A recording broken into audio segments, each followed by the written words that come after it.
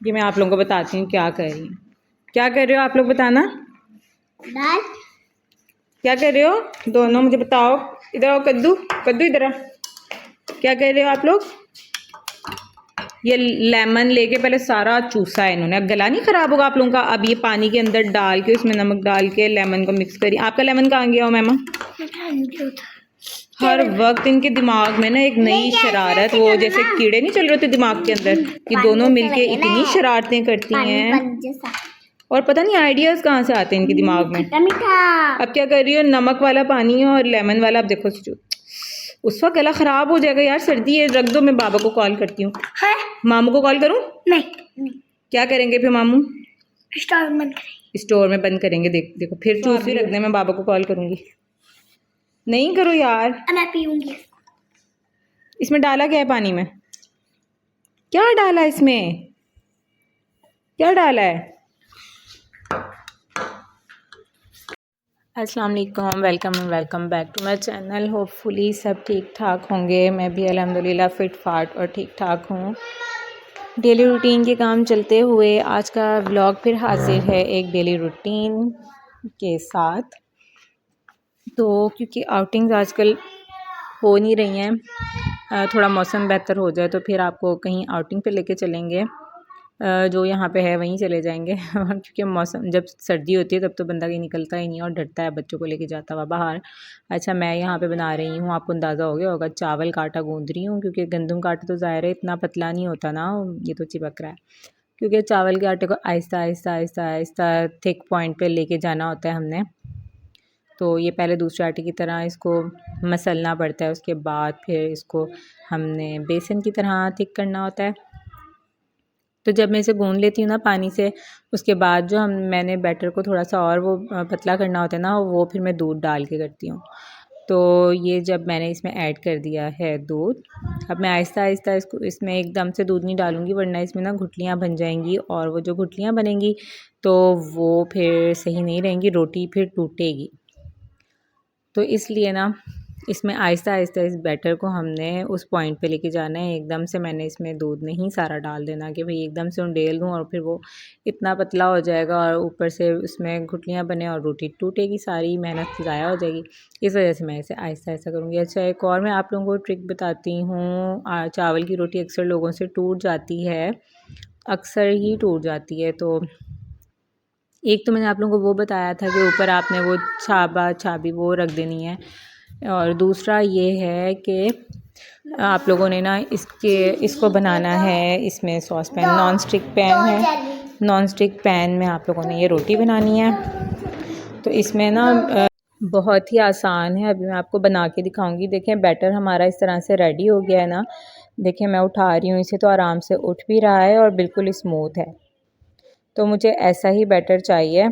हाथ बहुत ख़राब होते हैं क्योंकि हाथ से गूँधना होता है। अगर चम्मच से भी गूँध सकते हैं, लेकिन हाथ से ना इसका ज़्यादा अंदाज़ा हो जाता है कि कितना थिक करना है और कितना नहीं करना। तो इस वजह से अब मैं इसमें बैटर डालती हूँ और आप देखेंगे कितने आराम से स्मूथली इसमें रोटी बनती है। पहले मैं ना तवे पे बनाती थी तो ये ना टूट जाती थी और मुझसे बनती नहीं थी। एक तो हम एक्सपर्ट नहीं है चावल वाली रोटी बनाने के, ऊपर से फिर जब तवे पे डालते हैं ना तो फिर वो टूटती है। इस वजह से मैंने इसे डाला है पैन में मैंने इसे डाला और इसको ना इस तरह से फैला दूंगी। ये बैटर ज़रा सा थिक था, मैंने खुद रखा क्योंकि ना मैं चाह रही थी ज़रा बिल्कुल पतली रोटी ना बनाऊँ, वो पापड़ की तरह बन जाती है। तो थोड़ी सी मैंने इसे थिक रखना था। अब ये देखें, ये आपको नज़र आ रहा होगा नीचे से पकना शुरू होगी, कलर चेंज कर लेती है ज़रा सा, और ये बिल्कुल भी नहीं टूटी। ये सॉस पैन इसमें ना नॉन स्टिक पैन में बहुत ही मज़े की बनती है, बड़े मज़े से बनती है। ये पहली रोटी है जो मुझे बनाने में मज़ा आता है। मैंने कहा ये तो बनाने में बहुत ही मज़ा आता है, तो मैं बड़े मज़े से इसमें थकता नहीं है, इसमें ना मज़ा आता है। और बैटर को आप उंडेलो फिर उसे बड़े मज़े से आप पलटो, और ये देखिए इतने मज़े का क्रिस्पी सा पराठा तैयार हो गया है।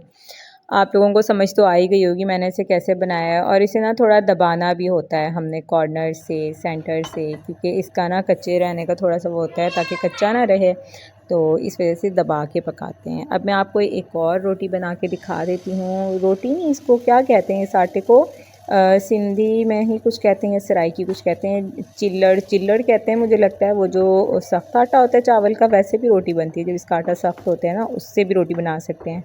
और फिर इसको बैटर को पतला कर लेते हैं, तो इसको पता नहीं क्या कहते हैं। अच्छा, तो ये मैंने ना जो लास्ट में बैटर जितना भी बचा था मैंने सारा डाल दिया था, और ये अच्छी खासी मोटी सी रोटी बन गई थी। इसको ऊपर से ना फिर मैं इक्वल कर लेती हूँ कि सारी तरफ से ये इक्वल चला जाए। तो ये चम्मच भी बहुत ही काम का है, साथ साथ मिक्सिंग में भी हेल्प कर देता है, और साथ ही इसे पलटने में भी बड़ी आसानी होती है। ये वाला जो चम्मच है ना, बहुत हेल्प करता है इसमें। साग के साथ चावल वाली रोटी बहुत ही अच्छी लगती है।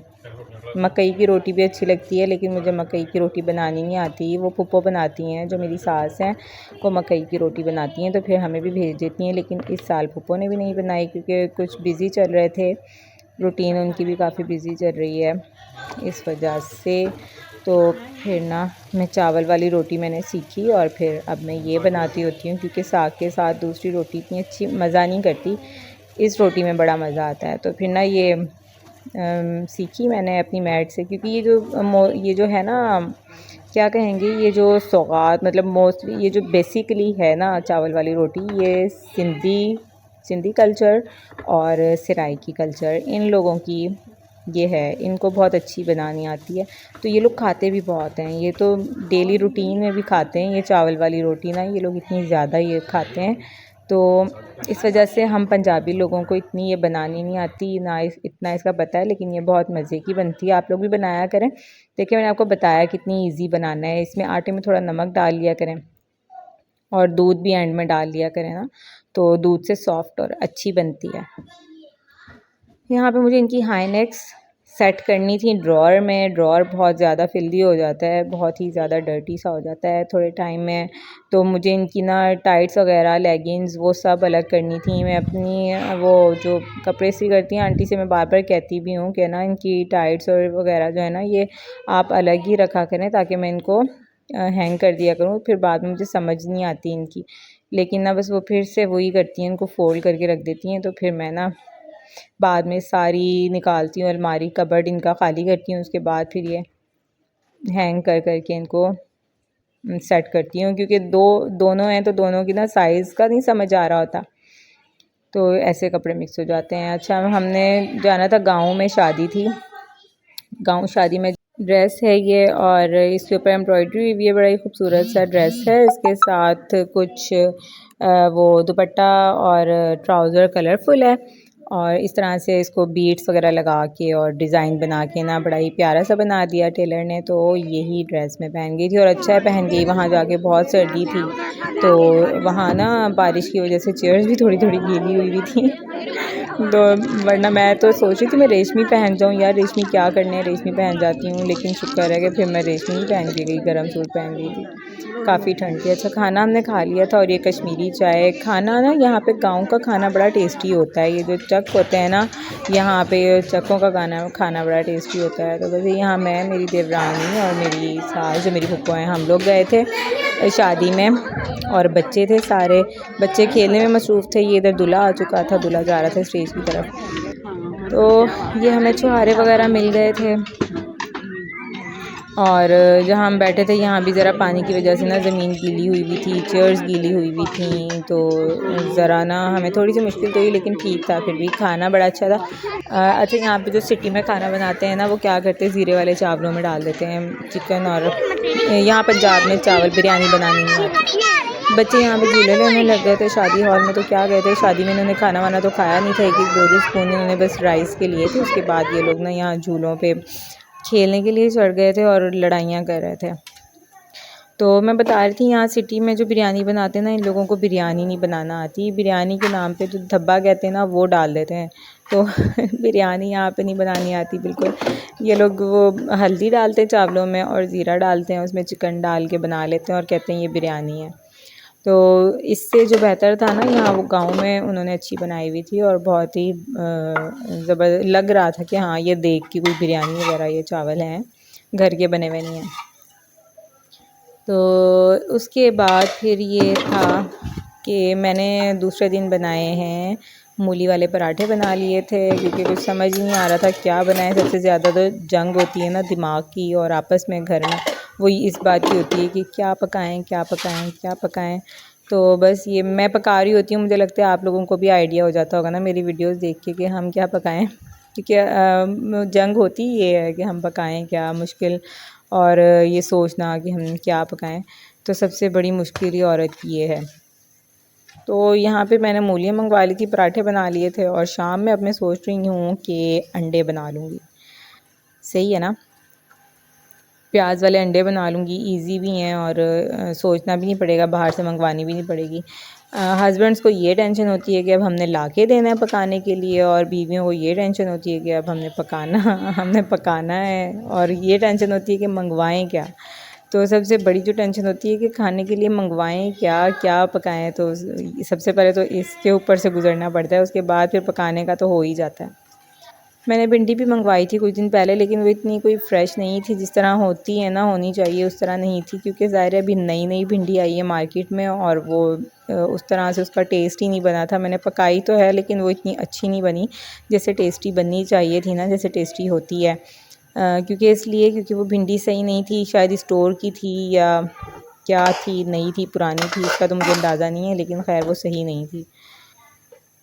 अच्छा जी, यहाँ मैंने तो बना लिया है मूली का मसाला और इसका पानी अब मैं निकलने दे दूँगी। जब ड्राई हो जाएगा इसे मैं दूसरे बर्तन में निकाल लूँगी और फिर इसके पराठे बना लूँगी मज़ेदार से, और फिर दही के साथ हम खाएंगे। पराठे में बनाने की वीडियो इसमें नहीं कर सकी क्योंकि हरम मेरा मोबाइल लेके भाग गई थी, वरना मैं पूरी वीडियो अपलोड करती पराठे वगैरह बनाने की। तो बस यहाँ पे ये हमारा मसाला भी रेडी हो चुका है मूली का, और साथ ही मैंने दूध रख दिया था, दूध साथ साथ बॉयल हो जाते तो उसकी भी टेंशन ख़त्म हो जाती है। अच्छा जी, तो इसी के साथ आप भी बनाएं मूली के पराठे। दुआ